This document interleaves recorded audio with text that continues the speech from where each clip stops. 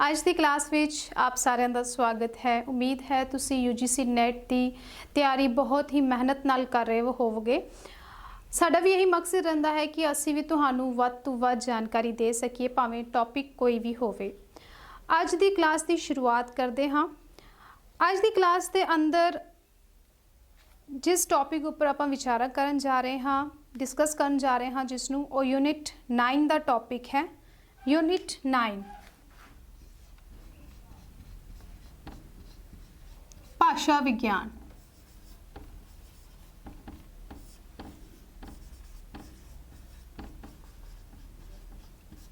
भाषा विज्ञान का सब टॉपिक है धुनी विज्ञान।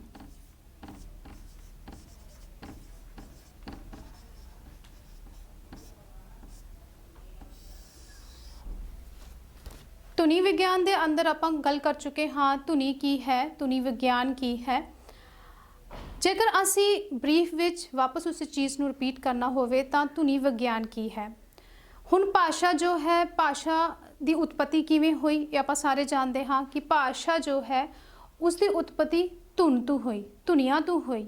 ਜੋ ਸਾਡੇ ਅੰਦਰ ਵੱਖ-ਵੱਖ ਧੁਨੀਆਂ ਨਿਕਲਦੀਆਂ ਨੇ ਸਾਡੇ ਅੰਦਰੋਂ, ਉਸ ਤੋਂ ਹੀ ਸ਼ਬਦ ਬਣਦੇ ਨੇ, ਸ਼ਬਦ ਤੋਂ ਵਾਕ ਬਣਦੇ ਨੇ, ਵਾਕਾਂ ਤੋਂ ਬਾਅਦ ਅਰਥ, ਤੇ ਉਹੀ ਫਿਰ ਇੱਕ ਭਾਸ਼ਾ ਦਾ ਰੂਪ ਲੈਂਦੇ ਨੇ ਔਰ ਵੱਖ-ਵੱਖ ਭਾਸ਼ਾਵਾਂ ਜੋ ਨੇ ਉਹ ਬੋਲੀਆਂ ਜਾਂਦੀਆਂ ਨੇ। ਤੇ ਭਾਸ਼ਾ ਦੀ ਹੀ ਸ਼ਾਖਾ ਹੈ ਧੁਨੀ ਵਿਗਿਆਨ। ਹੁਣ ਧੁਨੀ ਵਿਗਿਆਨ ਦੇ ਅੰਦਰ ਧੁਨੀ ਕਿਵੇਂ, ਧੁਨੀ ਦੀ ਉਤਪਤੀ ਕਿਵੇਂ ਹੁੰਦੀ ਹੈ, ਇਸ ਦੇ ਵਿੱਚ ਪੂਰੀ ਪ੍ਰਕਿਰਿਆ ਕਿਵੇਂ ਕਿਸ ਤਰ੍ਹਾਂ ਦੀ ਸ਼ਾਮਿਲ ਹੁੰਦੀ ਹੈ, ਧੁਨੀ ਵਿਉਂਤ ਕਿਵੇਂ ਕਿਸ ਤਰ੍ਹਾਂ ਦੀ ਹੈ ਵੱਖ-ਵੱਖ ਭਾਸ਼ਾਵਾਂ ਦੀਆਂ, ਇਹ ਸਾਰੀਆਂ ਗੱਲਾਂ ਜੋ ਨੇ ਉਹ ਧੁਨੀ ਵਿਗਿਆਨ ਦੇ ਅੰਦਰ ਵਿਚਾਰੀਆਂ ਜਾਂਦੀਆਂ ਨੇ, ਭਾਵ ਕਿ ਸਟੱਡੀ ਕੀਤੀ ਜਾਂਦੀਆਂ ਨੇ। ਜੇਕਰ ਅਸੀਂ ਧੁਨੀ ਵਿਗਿਆਨ ਦੀ ਗੱਲ ਕਰੀਏ ਤਾਂ ਪਹਿਲੇ ਇਹ ਗ੍ਰਾਮਰ ਦਾ ਹੀ ਪਾਰਟ ਸੀ, ਗ੍ਰਾਮਰ ਦੇ ਅੰਦਰ ਹੀ ਧੁਨੀ ਵਿਗਿਆਨ ਦੀ ਸਟੱਡੀ ਕੀਤੀ ਜਾਂਦੀ ਸੀ, ਪਰ ਹੁਣ ਇਸ ਨੂੰ ਇੱਕ ਵਾਕ ਸਟੱਡੀ ਦਾ ਰੂਪ ਦੇ ਦਿੱਤਾ ਗਿਆ ਹੈ।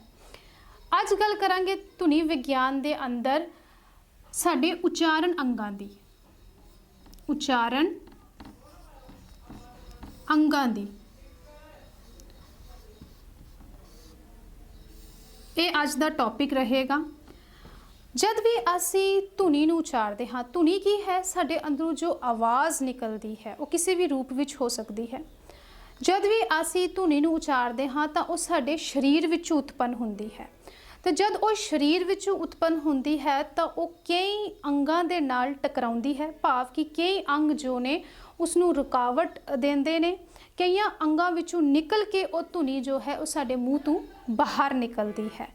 ਤਾਂ ਧੁਨੀ ਨੂੰ ਉਚਾਰਨ ਦੇ ਵਿੱਚ ਸਾਡੇ ਸਰੀਰ ਦੇ ਕਿਹੜੇ-ਕਿਹੜੇ ਅੰਗ ਕੰਮ ਕਰਦੇ ਨੇ, ਕਿਵੇਂ ਇਹ ਪੂਰਾ ਕਾਰਜ ਹੁੰਦਾ ਹੈ, ਅੱਜ ਇਸ ਟੌਪਿਕ ਦੇ ਅੰਦਰ ਉਹਨਾਂ ਅੰਗਾਂ ਦੀ ਗੱਲ ਕਰਾਂਗੇ ਕਿ ਕਿੰਨਾ ਅੰਗਾਂ ਦੇ ਨਾਲ ਅਸੀਂ ਧੁਨੀ ਉਚਾਰਦੇ ਹਾਂ। ਇਸ ਦੇ ਅੰਦਰ ਬਹੁਤ ਸਾਰੇ ਐਸੇ ਅੰਗ ਸ਼ਾਮਿਲ ਨੇ ਜੋ ਕਿ ਧੁਨੀ ਉਚਾਰਨ ਵਿੱਚ ਸਹਾਇਤਾ ਕਰਦੇ ਨੇ। ਇੱਕ ਇੱਕ ਕਰਕੇ ਉਹਨਾਂ ਨੂੰ ਵਿਚਾਰਾਂਗੇ। ਪਹਿਲਾਂ ਆਪਾਂ ਉਹਨਾਂ ਦੇ ਨਾਮ ਲਿਖ ਲੈਂਦੇ ਹਾਂ ਕਿ ਕਿਹੜੇ-ਕਿਹੜੇ ਅੰਗ ਜੋ ਨੇ ਉਹ ਉਚਾਰਨ ਦੇ ਵਿੱਚ ਸਾਡੀ ਸਹਾਇਤਾ ਕਰਦੇ ਨੇ। ਸਭ ਤੋਂ ਪਹਿਲਾ ਹੈ ਬੁੱਲ, ਸਾਡੇ ਲਿਪਸ। ਦੂਜਾ ਆ ਗਿਆ ਦੰਦ, ਟੀਥ, ਜਿਨ੍ਹਾਂ ਨੂੰ ਅੰਗਰੇਜ਼ੀ ਵਿੱਚ ਟੀਥ ਕਿਹਾ ਜਾਂਦਾ ਹੈ। ਤੀਜਾ ਆ ਗਿਆ ਸਾਡਾ ਤਾਲੂ, ਪੰਜਾਬੀ ਵਿੱਚ ਆਪਾਂ ਤਾਲੂ ਕਹਿੰਦੇ ਹਾਂ, ਇੰਗਲਿਸ਼ ਵਿੱਚ ਪਲੇਲੈਟ ਕਹਿੰਦੇ ਹਾਂ। ਮੈਂ ਇੰਗਲਿਸ਼ ਜਾਂ ਅੰਗਰੇਜ਼ੀ ਭਾਸ਼ਾ ਨਾਲ ਤਾਂ ਲਿਖ ਰਹੀ ਹਾਂ ਕਿਉਂਕਿ ਸਾਨੂੰ ਜੋ ਪੰਜਾਬੀ ਦੇ ਅੱਖਰ ਨੇ ਕਈ ਵਾਰ ਸਮਝ ਨਹੀਂ ਆਉਂਦੇ, ਤਾਂ ਸ਼ਾਇਦ ਇਹਨਾਂ ਅੱਖਰਾਂ ਤੋਂ ਸਾਨੂੰ ਕਾਫੀ ਸਮਝ ਮਿਲ ਜਾਏ। ਉਸ ਤੋਂ ਬਾਅਦ ਹੈ ਸਾਡਾ ਕਾਂ। ਕਈਆਂ ਨੇ ਸੁਣਿਆ ਹੋਵੇਗਾ, ਕਈਆਂ ਨੇ ਨਹੀਂ ਸੁਣਿਆ ਹੋਵੇਗਾ। ਇਸ ਨੂੰ ਯੂਵਿਲਾ ਆਖਦੇ ਨੇ ਸਾਇੰਸ ਲੈਂਗੁਏਜ ਵਿੱਚ, ਭਾਵ ਕਿ ਅੰਗਰੇਜ਼ੀ ਭਾਸ਼ਾ ਵਿੱਚ। ਉਸ ਤੋਂ ਬਾਅਦ ਆ ਜਾਂਦੀ ਹੈ ਸਾਡੀ ਜੀਭ, ਟੰਗ, ਜੋ ਕਿ ਅਹਿਮ ਰੋਲ ਪਲੇ ਕਰਦੀ ਹੈ ਕਿਸੇ ਵੀ ਧੁਨੀ ਨੂੰ ਉਚਾਰਨ ਦੇ ਵਿੱਚ। ਅਸੀਂ ਭਾਸ਼ਾ ਨੂੰ ਵੀ ਟੰਗ ਆਖਦੇ ਹਾਂ, ਇਸੇ ਲਈ ਕਿਹਾ ਜਾਂਦਾ ਹੈ ਕਿਉਂਕਿ ਮੈਕਸਿਮਮ ਜੋ ਧੁਨੀ ਉਚਾਰਨ ਦੇ ਵਿੱਚ ਕਾਰਜਸ਼ੀਲ ਹੁੰਦੀ ਹੈ ਉਹ ਸਾਡੀ ਜੀਭ ਹੈ। ਉਸ ਤੋਂ ਬਾਅਦ ਆ ਜਾਂਦਾ ਹੈ ਸਾਡਾ ਕੰਠ ਪਟਾਰੀ, ਕੰਠ ਪਿਟਾਰੀ। ਤੁਸੀਂ ਟੇਕ ਡਾਊਨ ਕਰ ਲੈਣਾ, ਇਹ ਸਾਰੇ ਉਚਾਰਨ ਅੰਗ ਨੇ ਜਿਨ੍ਹਾਂ ਨੂੰ ਆਪਾਂ ਲੈਰਿਕਸ ਆਖਦੇ ਹਾਂ। ਸਾਇੰਟੀਫਿਕ ਲੈਂਗੁਏਜ ਵਿੱਚ ਇਸ ਨੂੰ ਲੈਰਿਕਸ ਕਿਹਾ ਜਾਂਦਾ ਹੈ।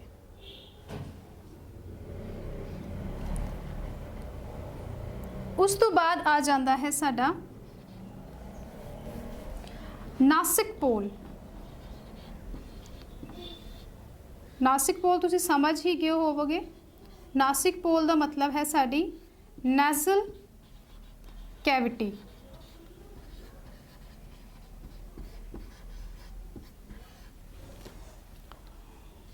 ਉਸ ਤੋਂ ਬਾਅਦ ਆ ਗਿਆ ਸਾਡਾ ਨਾਦੰਦ। ਨਾਦੰਦ ਤੋਂ ਭਾਵ ਹੈ ਸਾਡੇ ਵੋਕਲ ਕਾਰਡਸ।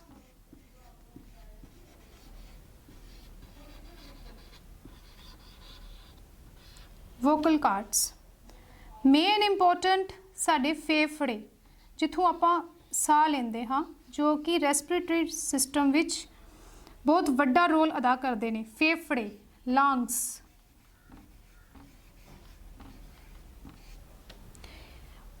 ਔਰ ਲਾਸਟ ਆ ਗਿਆ ਸਾਡਾ ਸੁਰ ਜੰਤਰ। ਸੁਰ ਜੰਤਰ ਭਾਵ ਗਲੋਟਿਸ।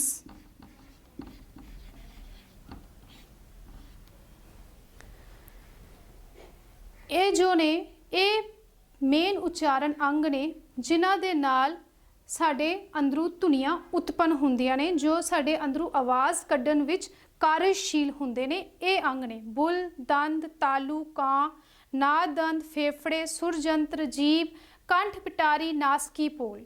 ਇਹ ਸਾਰੇ ਉਚਾਰਨ ਅੰਗ ਨੇ। ਤੁਸੀਂ ਇਹਨਾਂ ਨੂੰ ਲਿਖ ਵੀ ਸਕਦੇ ਹੋ। ਲਿਖੀ ਹੋਈ ਚੀਜ਼ ਕਾਫੀ ਸਮਝ ਆਉਂਦੀ ਹੈ ਔਰ ਤੁਹਾਡੇ ਨੋਟਸ ਵੀ ਪ੍ਰਿਪੇਅਰ ਹੋ ਜਾਣਗੇ। ਹੁਣ ਆਪਾਂ ਇਹਨਾਂ ਨੂੰ ਇੱਕ ਇੱਕ ਕਰਕੇ ਵਿਚਾਰਨ ਦਾ ਯਤਨ ਕਰਾਂਗੇ।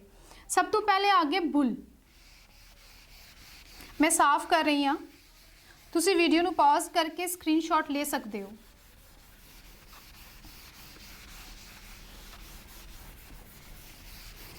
ਬੁੱਲ। ਬੁੱਲ ਕੀ ਨੇ ਇਹ ਤਾਂ ਹਰ ਬੱਚਾ ਸਮਝਦਾ ਹੈ। ਛੋਟੇ ਬੱਚੇ ਨੂੰ ਵੀ ਪਤਾ ਹੈ ਕਿ ਬੁੱਲ ਕਿਸ ਨੂੰ ਕਿਹਾ ਜਾਂਦਾ ਹੈ, ਸਾਡੇ ਸਰੀਰ ਦਾ ਕਿਹੜਾ ਅੰਗ ਨੇ।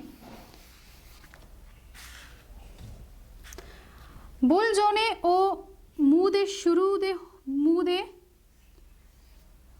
ਸ਼ੁਰੂ ਵਿੱਚ ਹੀ ਦਿਖਾਈ ਦਿੰਦੇ ਨੇ। ਸ਼ੁਰੂ ਵਿੱਚ ਹੀ ਦਿਖਾਈ ਦਿੰਦੇ ਨੇ, ਕਿਉਂਕਿ ਇਹ ਨਾਲ ਚੀਜ਼ਾਂ ਮੈਂ ਇਸ ਲਈ ਲਿਖ ਰਹੀ ਹਾਂ ਕਿਉਂਕਿ ਅਗਰ ਤੁਹਾਨੂੰ ਸਬਜੈਕਟਿਵ ਲਿਖਣਾ ਹੋਵੇ ਤਾਂ ਤੁਸੀਂ ਉਸ ਦੇ ਅੰਡਰ ਇਹ ਚੀਜ਼ਾਂ ਲਿਖ ਸਕਦੇ ਹੋ।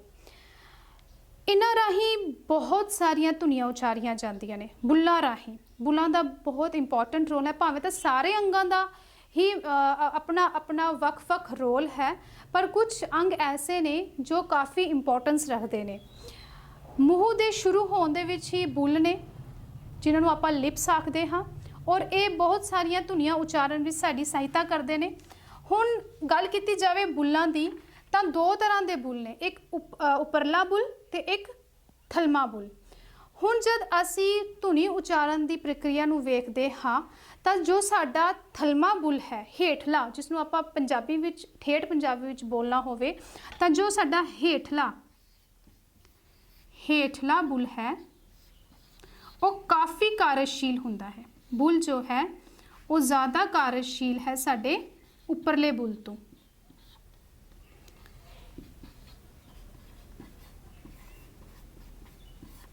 ਸ਼ੀਲ ਹੈ ਸਾਡੇ ਉੱਪਰਲੇ ਬੁੱਲ ਤੋਂ, ਕਿਉਂਕਿ ਸਾਡਾ ਜੋ ਥਲਮਾ ਬੁੱਲ ਹੈ, ਹੇਠਲਾ ਬੁੱਲ ਹੈ, ਉਹ ਧੁਨੀ ਉਚਾਰਨ ਵਿੱਚ ਕਾਫੀ ਐਕਟਿਵ ਰਹਿੰਦਾ ਹੈ ਐਜ਼ ਕੰਪੇਅਰ ਟੂ ਸਾਡੇ ਉੱਪਰਲੇ ਬੁੱਲ ਤੋਂ। ਕਿਉਂਕਿ ਉੱਪਰਲੇ ਬੁੱਲ ਤੋਂ ਕੁਝ ਹੀ ਧੁਨੀਆਂ ਜੋ ਨੇ ਉਹ ਉਚਾਰੀਆਂ ਜਾਂਦੀਆਂ ਨੇ ਔਰ ਉਹਨਾਂ ਦੇ ਵਿੱਚ ਉਹ ਕਾਰਜਸ਼ੀਲ ਹੁੰਦਾ ਹੈ। ਜਿਵੇਂ ਆਪਾਂ ਗੱਲ ਕਰੀਏ ਕਿ ਉੱਪਰਲਾ ਬੁੱਲ ਦੇ ਵਿੱਚ ਜਦ ਅਸੀਂ ਧੁਨੀ ਪ ਤੇ ਫ ਦੀ ਗੱਲ ਕਰਦੇ ਹਾਂ, ਇਹਨਾਂ ਧੁਨੀਆਂ ਦੀ ਜਦ ਗੱਲ ਕਰਦੇ ਹਾਂ ਤਾਂ ਉੱਪਰਲਾ ਬੁੱਲ ਕਾਰਜਸ਼ੀਲ ਹੁੰਦਾ ਹੈ ਇਹਨਾਂ ਦੇ ਵਿੱਚ। ਇਸ ਤੋਂ ਬਾਅਦ ਬੁੱਲਾਂ ਦਾ ਅਹਿਮ ਰੋਲ ਵੀ ਹੈ ਔਰ ਇਸ ਤੇ ਆਧਾਰਿਤ ਹੀ ਜੋ ਹੈ ਉਹ ਧੁਨੀਆਂ ਦੀ ਵਰਨ ਵੰਡ ਵੀ ਕੀਤੀ ਗਈ ਹੈ। ਆਪਾਂ ਵਿਚਾਰ ਚੁੱਕੇ ਹਾਂ ਕਿ ਖੰਡੀ ਧੁਨੀਆਂ ਤੇ ਅਖੰਡੀ ਧੁਨੀਆਂ। ਹੁਣ ਜੋ ਖੰਡੀ ਧੁਨੀਆਂ ਨੇ, ਖੰਡੀ ਧੁਨੀਆਂ ਦੇ ਵਿੱਚ ਕੀ ਹੈ, ਸਵਰ ਨੇ, ਵਿਅੰਜਨ ਨੇ। ਜਿਨ੍ਹਾਂ ਨੂੰ ਆਪਾਂ ਫਿਰ ਤੋਂ ਵੱਖ ਕਰ ਸਕਦੇ ਹਾਂ। ਤਾਂ ਸਵਰਾਂ ਦੇ ਅੰਦਰ ਖੰਡੀ ਧੁਨੀਆਂ, ਦੋ ਤਰ੍ਹਾਂ ਦੀ ਧੁਨੀਆਂ ਨੇ ਸਾਡੇ ਕੋਲ, ਖੰਡੀ ਤੇ ਅਖੰਡੀ।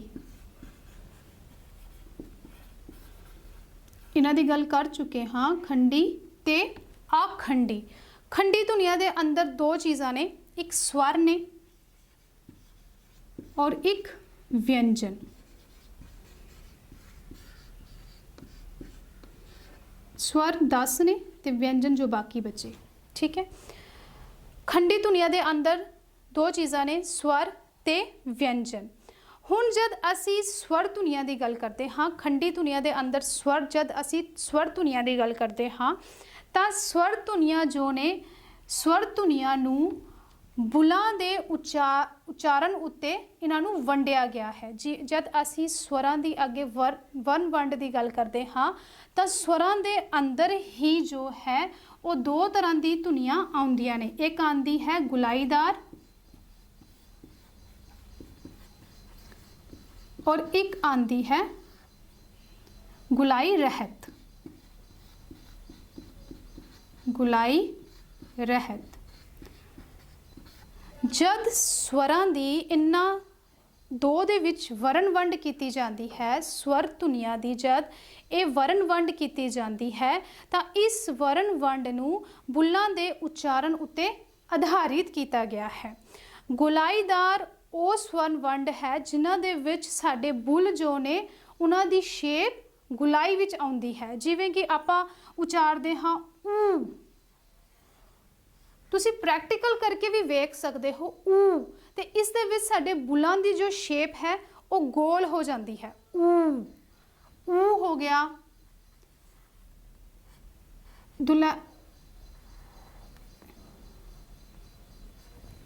ऊ, इत्थे भी साडे जो शेप है वो जो है बुलां दी वो गुलाईदार हो जाती है।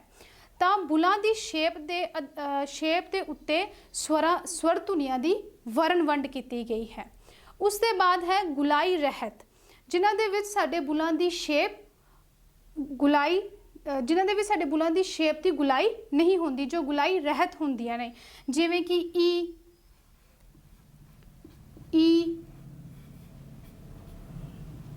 आ, ये जो धुनियां ने, ये जो धुनियां ने, इन्हां दे विच जो साडे बुलां दी शेप है वो गुलाईदार नहीं होंदी।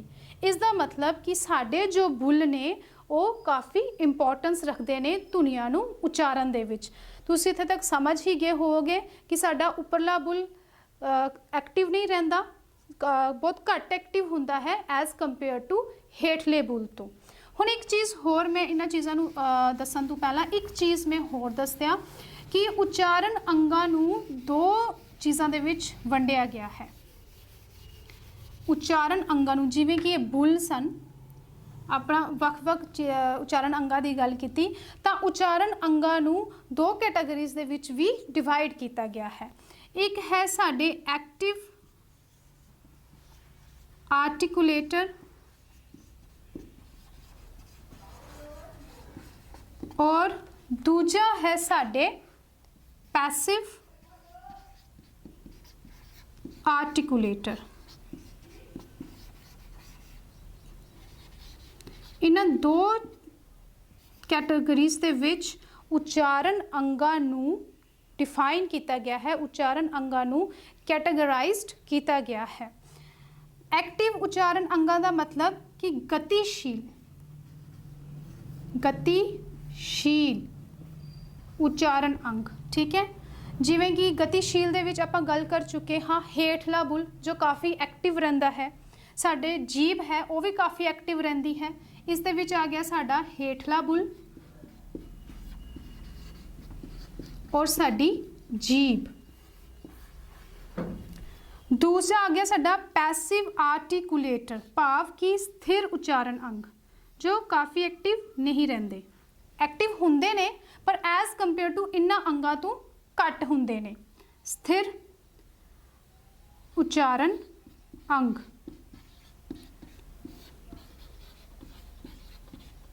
इन्हां दे विच आ गया साडा उपरला बुल,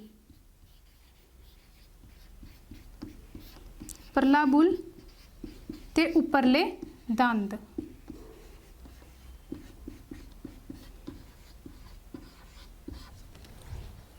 उचारण अंगां दी आपां गल कीती कि ਵੱਖ-ਵੱਖ उचारण अंग ने और उन्हां अंगां नूं उन्हां अंगां नूं दो कैटेगरीज दे विच कैटेगराइज्ड किया गया है। एक है एक्टिव आर्टिकुलेटर गतिशील उचारण अंग ते दूजा है पैसिव आर्टिकुलेटर भाव की स्थिर उचारण अंग। आपां गल कर रहे सां बुल दी, समझ आ गई होगी आप सारिਆਂ ਨੂੰ कि बुल दा की रोल है साडे उचारण ਦੇ ਵਿੱਚ। ਆਪਾਂ ਕਿਵੇਂ ਜਦ ਧੁਨੀਆਂ ਨੂੰ ਉਚਾਰਦੇ ਹਾਂ ਤਾਂ ਬੁੱਲ ਜੋ ਨੇ ਉਹ ਆਪਣਾ ਰੋਲ ਅਦਾ ਕਰਦੇ ਹਨ।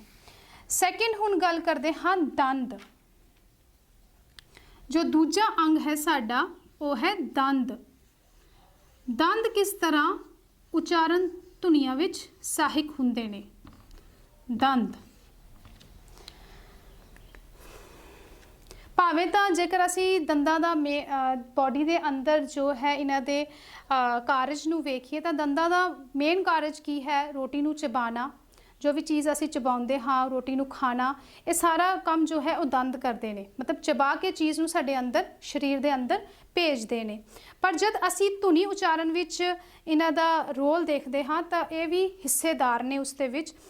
ਜਿਵੇਂ ਕਿ ਜਦ ਅਸੀਂ ਸਾਹ ਲੈਂਦੇ ਹਾਂ, ਜਦ ਵੀ ਅਸੀਂ ਸਾਹ ਲੈਂਦੇ ਹਾਂ तो कई बार जो है जब असी जीभ जो है कुछ धुनियाँ ऐसिया ने, आप करके भी वेख लेना, कुछ धुनियाँ ऐसिया ने जद साडी जीभ का अगला हिस्सा भाव कि साडे जीभ की जिहड़ी नोक है वो दंदां दे नाल स्पर्श हुंदी है।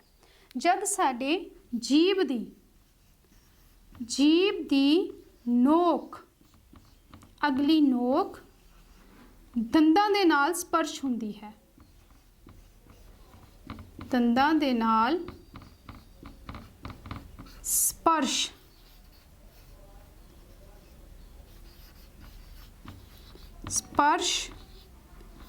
हुंदी है तां कुछ धुनियां उस समय उचारियां जांदियां ने।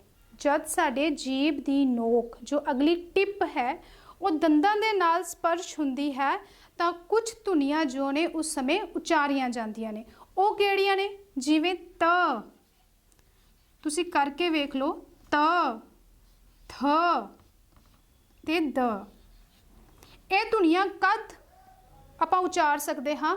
ਜਦ ਸਾਡੀ ਜੀਭ ਦੀ ਨੋਕ ਜਾ ਕੇ ਦੰਦਾਂ ਨਾਲ ਸਪਰਸ਼ ਹੁੰਦੀ ਹੈ। ਤ, ਨੋਕ ਸਾਡੀ ਦੰਦਾਂ ਨਾਲ ਸਪਰਸ਼ ਹੋ ਰਹੀ ਹੈ। ਥ, ਨੋਕ ਸਾਡੀ ਜੀਭ ਦੀ ਦੰਦਾਂ ਨਾਲ ਸਪਰਸ਼ ਹੋ ਰਹੀ ਹੈ। ਔਰ ਦਾ ਦੇ ਵਿੱਚ ਵੀ ਇਹੀ ਪ੍ਰਕਿਰਿਆ ਰਿਪੀਟ ਹੁੰਦੀ ਹੈ। ਭਾਵ ਕਿ ਦੰਦ ਵੀ ਕੁਝ ਧੁਨੀਆਂ ਨੂੰ ਉਚਾਰਨ ਦੇ ਵਿੱਚ ਸਹਾਇਤਾ ਕਰਦੇ ਨੇ। ਇਸ ਤਰ੍ਹਾਂ ਇਹ ਆਪਣਾ ਰੋਲ ਪਲੇ ਕਰਦੇ ਨੇ। ਥਰਡ ਆ ਗਿਆ ਸਾਡੇ ਕੋਲ ਜੀਭ। ਜਿਵੇਂ ਕਿ ਮੈਂ ਪਹਿਲੇ ਵੀ ਦੱਸ ਚੁੱਕੀ ਹਾਂ ਕਿ ਜੀਭ ਜੋ ਹੈ ਉਹ ਕਾਫੀ ਇੰਪੋਰਟੈਂਟ ਰੋਲ ਅਦਾ ਕਰਦੀ ਹੈ।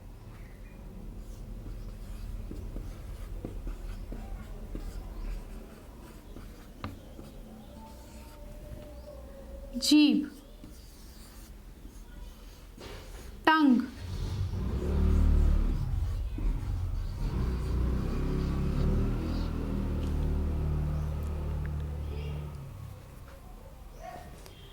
हुण जीभ नूं फारसी दे विच की कहा जाता है? फारसी दे विच इस नूं, फारसी भाषा दे विच जीभ नूं जुबान कहा जाता है। लातीनी विच, लातीनी भाषा भाव की लेटन भाषा दे विच इसनूं लिंगुआ कहा जाता है, लिंगुआ। और अंग्रेजी भाषा दे विच इसनूं, अंग्रेजी भाषा विच इसनूं टंग कहा जाता है। वख-वख नाम ने जीभ दे। फारसी विच इसनूं जुबान कहा जाता है, लैटिन विच लिंगुआ कहा जाता है और अंग्रेजी विच इसनूं टंग कहा जाता है। हुण जीभ की है? जीभ जो है वो साडा एक ऐसा अंग है जो काफ़ी एक्टिव है, गतिशील है और लचीली है। भाव कि हर जगह ये मुड़ जाती है कि इसते जेकर असीं ਇਸ ਦੇ ਅੰਦਰ ਜੋ ਇਸ ਦੀ ਖੂਬੀਆਂ ਨੇ ਉਹਨਾਂ ਨੂੰ ਵੇਖਣਾ ਹੋਵੇ ਤਾਂ ਇਹ ਗਤੀਸ਼ੀਲ ਹੈ, ਗਤੀਸ਼ੀਲ ਹੈ, ਲਚਕਦਾਰ ਹੈ।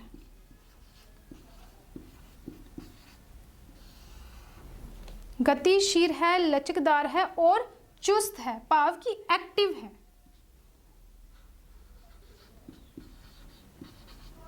चुस्त है, ये इसकी खूबियां ने।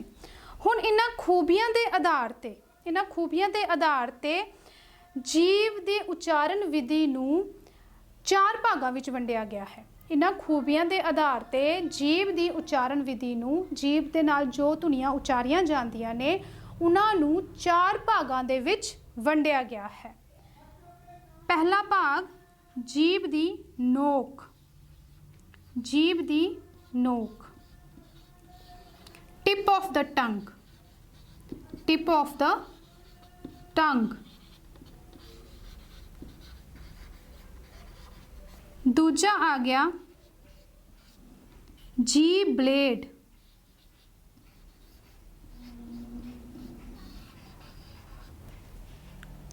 फिर आ गया तुहाडा जीभ दा अगला हिस्सा, अगला हिस्सा। ते चौथा आ गया तुहाडा जीभ दा पिछला हिस्सा, पिछला हिस्सा।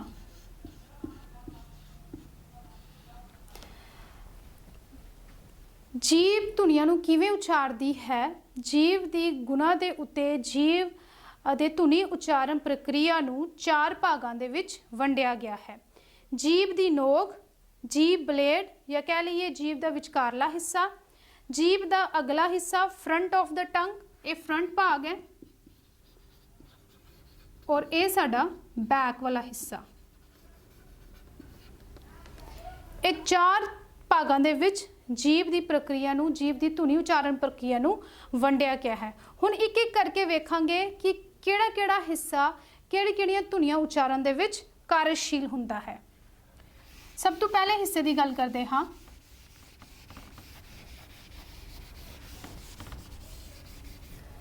जीभ की नोक,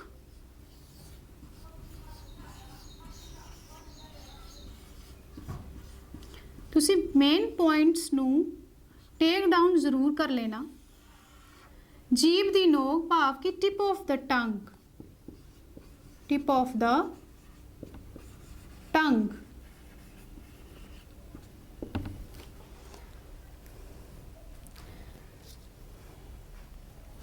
टिप ऑफ द टंग इसनूं अपैक्स भी कहा जाता है, अपैक्स जिसनूं आपां अपैक्स भी कहते हाँ।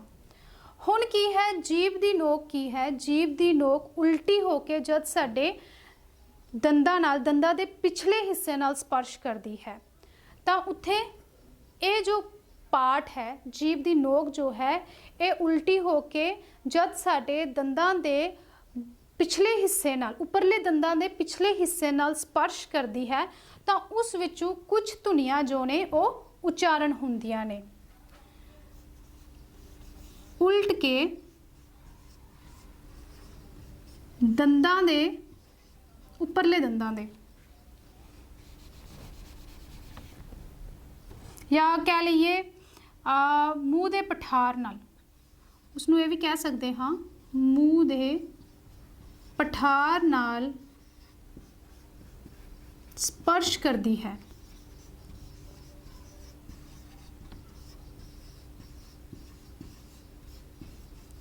जब स्पर्श करती है तो कुछ धुनियां दा उस समय जन्म हुंदा है, कुछ धुनियां साडे मूँह विचों बाहर निकलदियां ने। वो धुनियां किहड़ियां ने? ट, ठ, ड।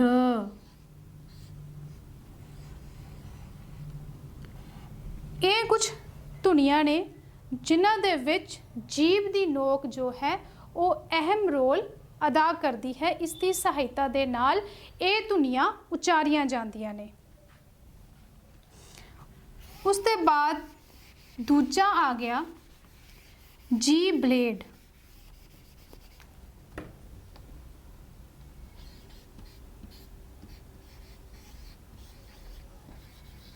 जीभ ब्लेड।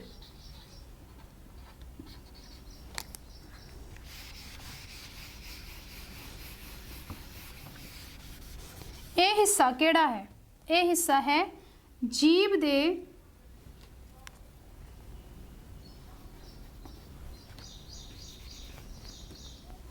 ਉੱਪਰਲੇ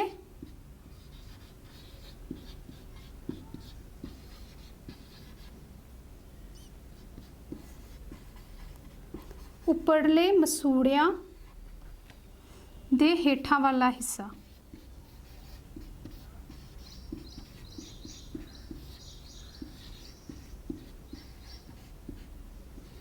इसनूं जी ब्लेड कहा जाता है।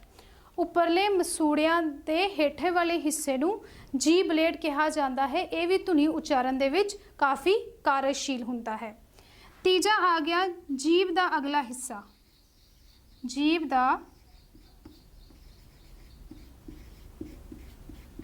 अगला हिस्सा, फ्रंट ऑफ द टंग। आप जीभ की ही गल कर रहे हाँ, उसके ही अगे 4 भाग ने। फ्रंट ऑफ द टंग। हुण ये जो हिस्सा है, ये जो साडा सख्त तालू है, क्योंकि 2 तालू साडे शरीर के अंदर ने, एक है नरम तालू सॉफ्ट प्लेलेट और एक है हार्ड प्लेलेट भाव की सख्त तालू। ये जो हिस्सा है ये सख्त तालू वाल उच्चा उठता है। जो साडा सख्त तालू है, उपरला जो तालू है सख्त तालू है, उसके वल जब उच्चा उठता है तो उसके विचों जो धुनियां उत्पन्न होंदियां हन। मैं इत्थे लिख भी दिया, आप जी नूं नोट्स बनाने दे विच काफ़ी मददगार रहेगा। जिवें कि सख्त तालू वल उच्चा उठता है।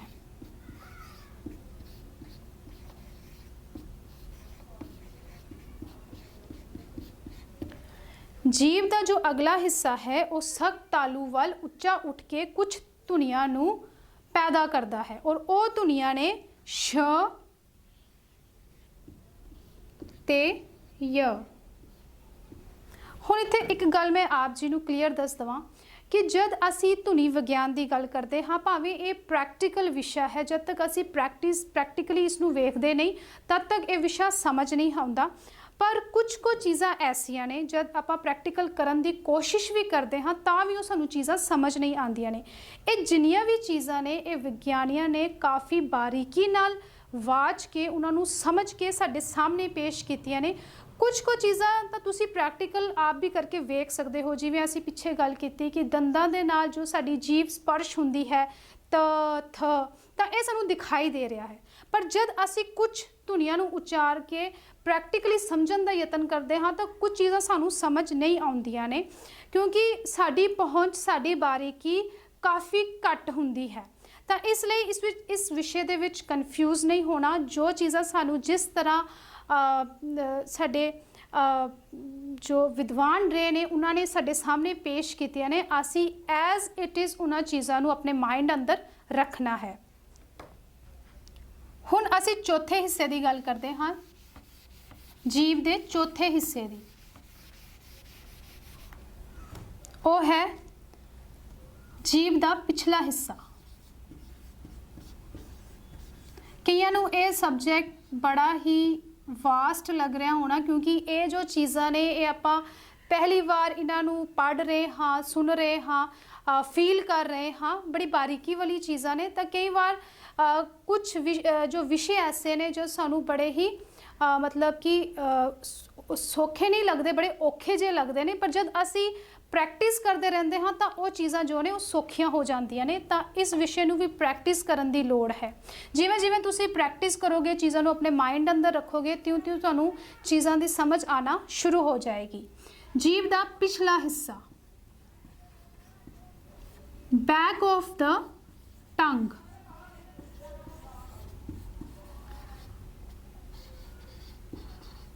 हुण बड़ी इंटरस्टिंग गल है, ਅਸੀਂ समझते हाँ कि जीभ का पिछला हिस्सा भी ਹੁੰਦਾ है, पहली बार सुन रहे हाँ। तब ये कुछ इंटरस्टिंग चीज़ां साडे सामने भी आ रही ने। हुण जीभ दे जद असी पिछले हिस्से की गल करते हाँ तो जीभ के पिछले हिस्से दे नाल भी बहुत सारिया धुनियाँ जो ने वो उचारियाँ जांदियां ने। और जो जीभ का पिछला हिस्सा है, ये हिस्सा जो है वो साडे वोकल कार्ड्स नाल या कह लीए साडी विंड पाइप नाल जो है साडे नरम तालू नाल जो है वो अटैच हुंदा है, तो इस दे नाल भी बहुत सारिया धुनियाँ जो ने वो उचारियाँ जांदियां ने। जीभ तो बाद साडा जो चौथा उचारण अंग है वो है कां, या इसनू काकल भी कह लेंदे ने, जिसनू यूविला कहा जाता है।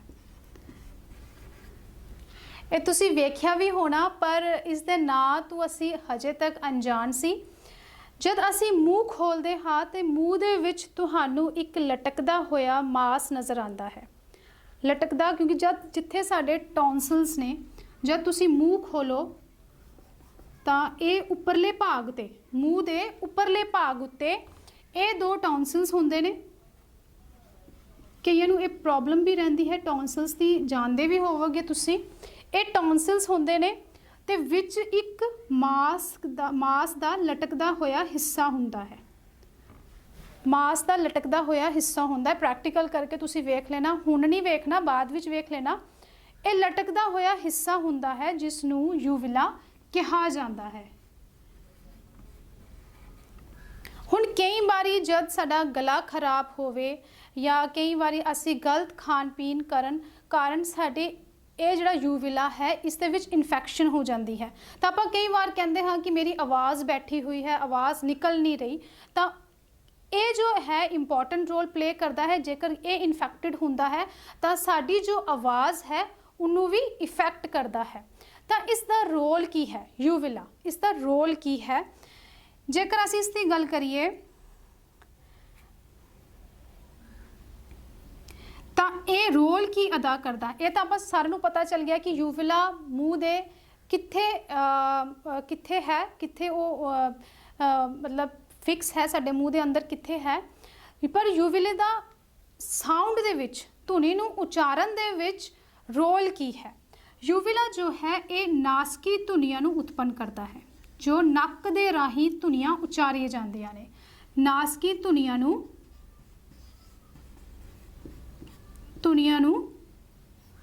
उचारदा है।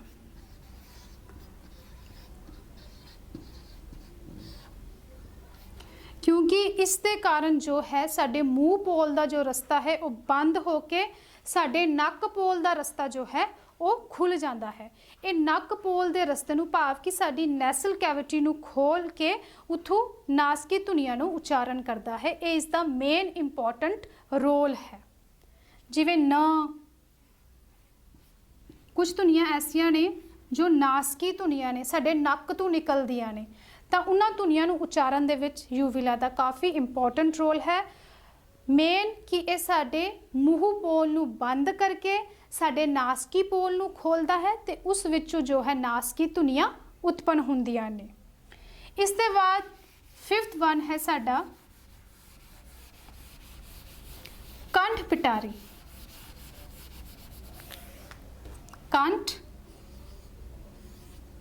पिटारी काफ़ी इंटरस्टिंग विषय भी है। जेकर तुसीं इसनूं समझते हो बारीकी नाल तो तुहानूं लर्न करन दी ज़रूरत नहीं पवेगी, तुसीं समझ के इसनूं कर सकते हो। कंठ पिटारी भाव कि साडा लैरिक्स। कितनी इंटरस्टिंग गल है कि अज असीं पंजाबी दे नाल नाल साइंस भी पढ़ रहे हैं। लैरिक्स, हुण लैरिक्स की है, इसनूं लैरिक्स उचारते ने। लैरिक्स की है, लैरिक्स की आपां जद गल करते हाँ तो लैरिक्स साडा वॉइस बॉक्स है, साडा वॉइस बॉक्स है। पहले इसनूं समझ लिए कि लैरिक्स की है। लैरिक्स साडा वॉइस बॉक्स है जिथों प्रोडक्शन ऑफ साउंड, आवाज़ निकलती है, प्रोड्यूस करता है साउंड नूं प्रोड्यूस करता है, प्रोडक्शन करता है।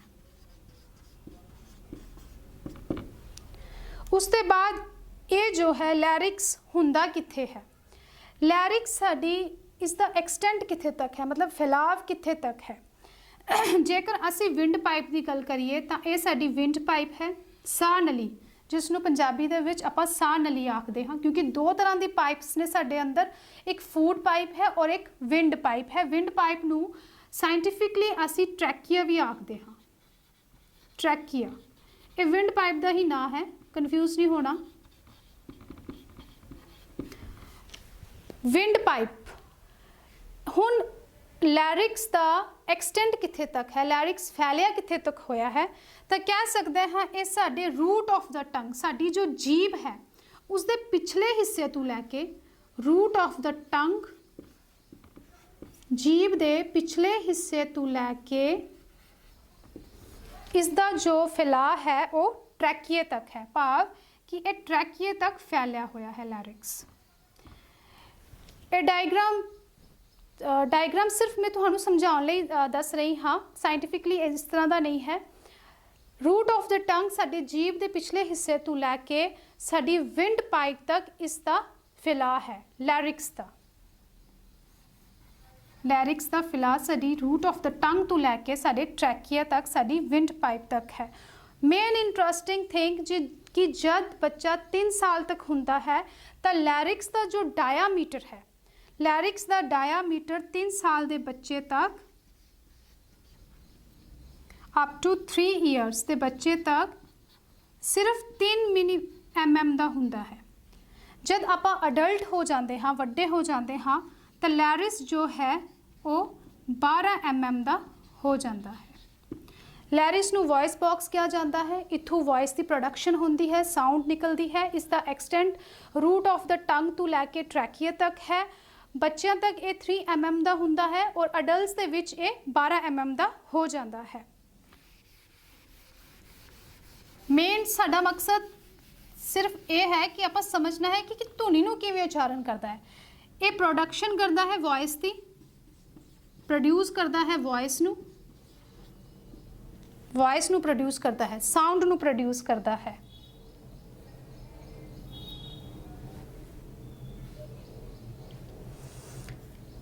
इसका मेन जो प्रोसेस है वो यही है कि जिन्नियां भी धुनियां साडे मूँह चों निकलदियां ने वो उन्हां दे विच लैरिक्स जो है वो मेन रोल अदा करता है और उन्हां धुनियां नूं ही, जो धुनियां जो ने वो लैरिक्स तो ही प्रोड्यूस हुंदियां ने। इसनूं कंठ पिटारी कहा जाता है।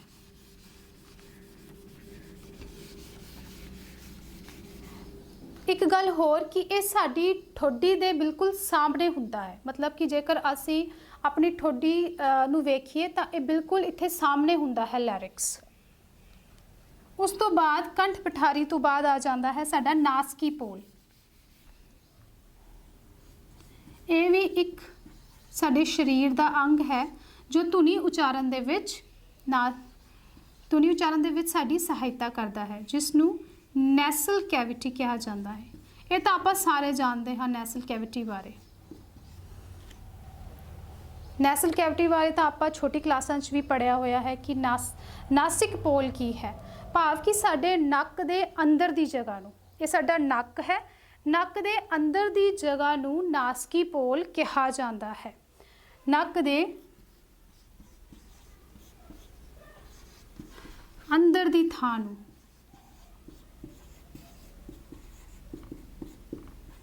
जिथों साडा साह बाहर निकलता है, असी साह लेंदे हाँ, एक्सहेल करते हाँ, इनहेल करते हाँ, उस चीज़ नूं नासकी पोल कहा जाता है। हुण नासकी पोल जो है ये 2 हिस्सों में वंडिया होया है। जिवें आप ये कह सकते हाँ कि ये साडा राइट नैसल कैविटी है और ये साडी लैफ्ट नैसल कैविटी है, भाव कि ये 2 पैसेज ने, ये 2 पैसेज हैं जिन्हों आप ठेठ पंजाबी विच या कई बार नासा भी बोलते हाँ, तो ये 2 पैसेज दे विच वंडिया होया है, 2 पैसेज दे विच 2 रस्तियां दे विच वंडिया होया है।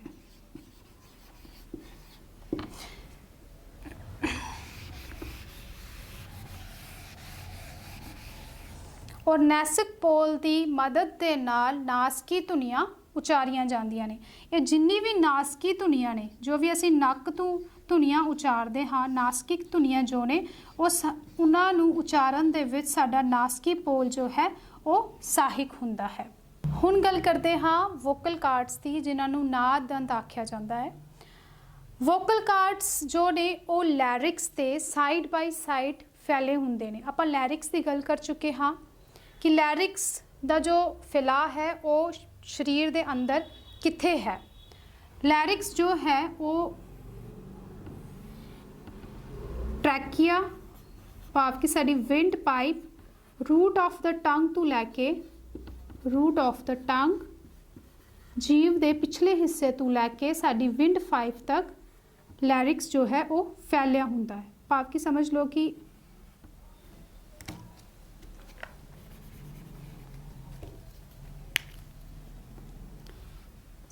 ਇਹ ਸਾਡਾ ਟਰੈਕ, ਇਹ ਸਾਡਾ ਲੈਰਿਕਸ ਹੈ ਜੋ ਵੌਇਸ ਨੂੰ ਪ੍ਰੋਡਿਊਸ ਕਰਦਾ ਹੈ ਔਰ ਜਿਸ ਨੂੰ ਵੌਇਸ ਬਾਕਸ ਕਿਹਾ ਜਾਂਦਾ ਹੈ। ਹੁਣ ਲੈਰਿਕਸ ਦੇ ਸਾਈਡ ਬਾਈ ਸਾਈਡ ਜੋ ਹੈ ਉਹ ਵੋਕਲ ਕਾਰਡਸ ਹੁੰਦੇ ਨੇ ਲਾਈਕ ਦਿਸ। ਇਸ ਤਰ੍ਹਾਂ ਦੀ ਇਹਨਾਂ ਦੀ ਸ਼ੇਪ ਹੁੰਦੀ ਹੈ।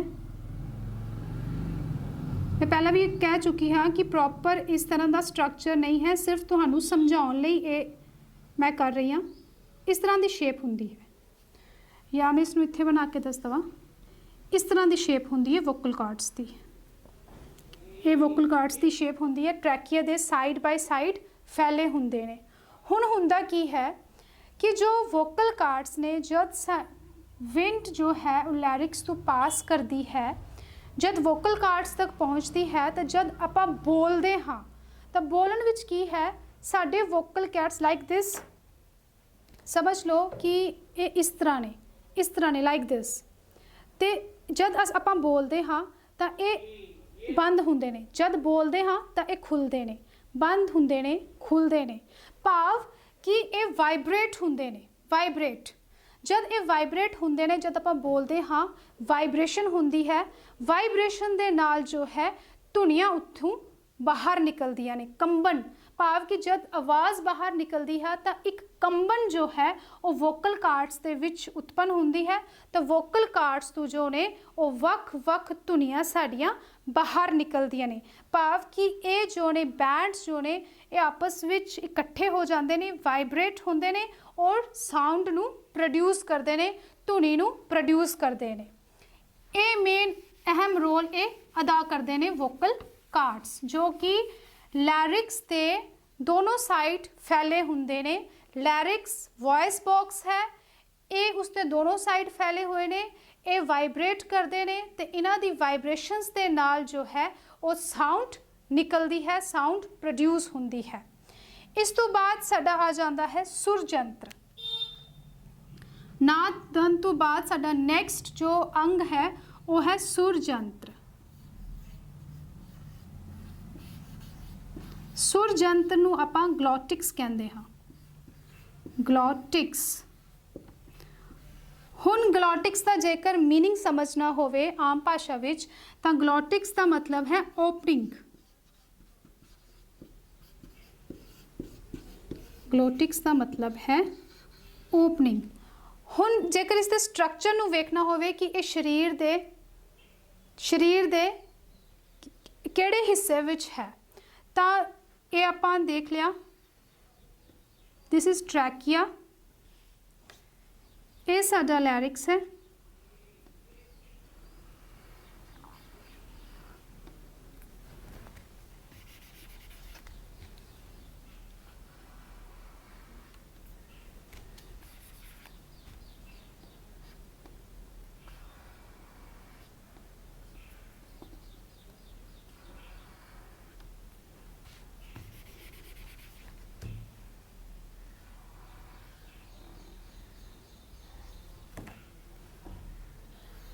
ਇਹ ਸਾਡਾ ਲੈਰਿਕਸ ਹੈ, ਲੈਰਿਕਸ ਹੋ ਗਿਆ।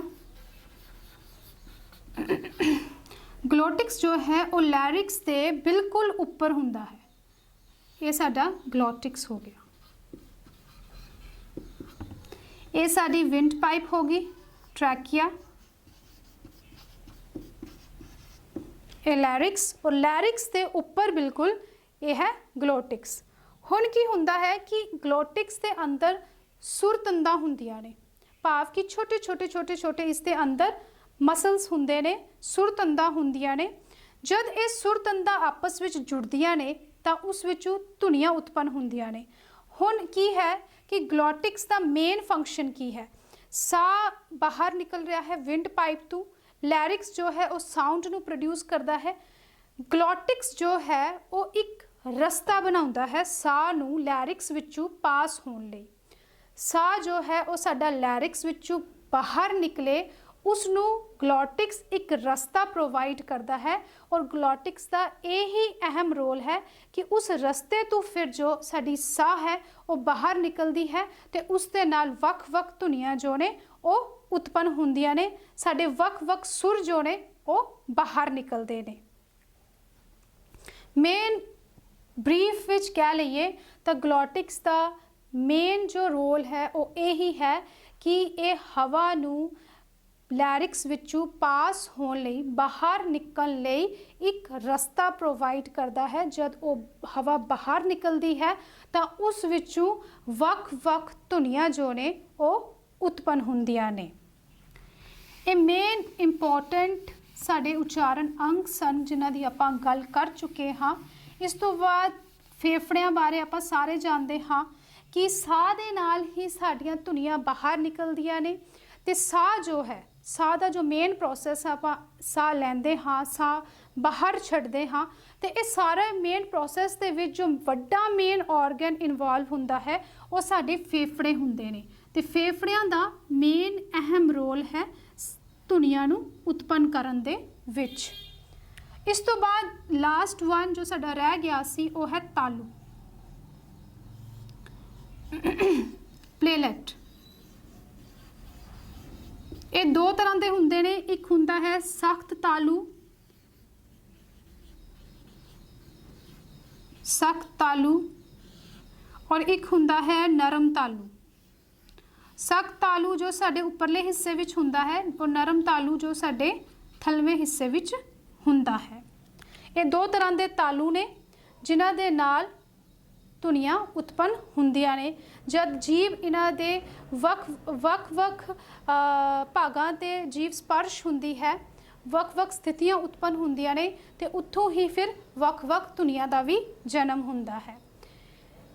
ਇਹ ਸੀ ਅੱਜ ਦੀ ਕਲਾਸ ਜਿਸ ਦੇ ਵਿੱਚ ਅਸੀਂ ਵੱਖ-ਵੱਖ ਉਚਾਰਨ ਅੰਗਾਂ ਦੇ ਬਾਰੇ 'ਚ ਪੜ੍ਹਿਆ ਕਿ ਸਰੀਰ ਦੇ ਕਿਹੜੇ-ਕਿਹੜੇ ਅੰਗ ਨੇ ਜੋ ਧੁਨੀ ਨੂੰ ਬਣਾਉਣ ਦੇ ਵਿੱਚ, ਆਵਾਜ਼ਾਂ ਨੂੰ ਬਾਹਰ ਕੱਢਣ ਦੇ ਵਿੱਚ ਸਹਾਇਕ ਹੁੰਦੇ ਨੇ। ਅਗਲੀ ਕਲਾਸ ਵਿੱਚ ਕਰਾਂਗੇ ਕਿ ਧੁਨੀ ਉਚਾਰੀ ਕਿਵੇਂ ਜਾਂਦੀ ਹੈ, ਪ੍ਰੋਸੈਸ ਕੀ ਰਹਿੰਦਾ ਇਹਨਾਂ ਦੇ ਵਿੱਚ। ਤੇ ਅੱਜ ਦੀ ਕਲਾਸ ਵਿੱਚ ਇਤਨਾ ਹੀ। ਉਮੀਦ ਹੈ ਆਪ ਸਾਰਿਆਂ ਨੂੰ ਅੱਜ ਦਾ ਟੌਪਿਕ ਸਮਝ ਆਇਆ ਹੋਵੇਗਾ। ਜੇਕਰ ਕੋਈ ਇਸ ਦੇ ਵਿੱਚ ਹੋਰ ਵੀ ਚੀਜ਼ਾਂ ਰਹਿ ਗਈਆਂ ਨੇ ਤਾਂ ਆਪ ਜੀ ਕਮੈਂਟ ਕਰਕੇ ਸਾਨੂੰ ਦੱਸ ਸਕਦੇ ਹੋ। ਧੰਨਵਾਦ।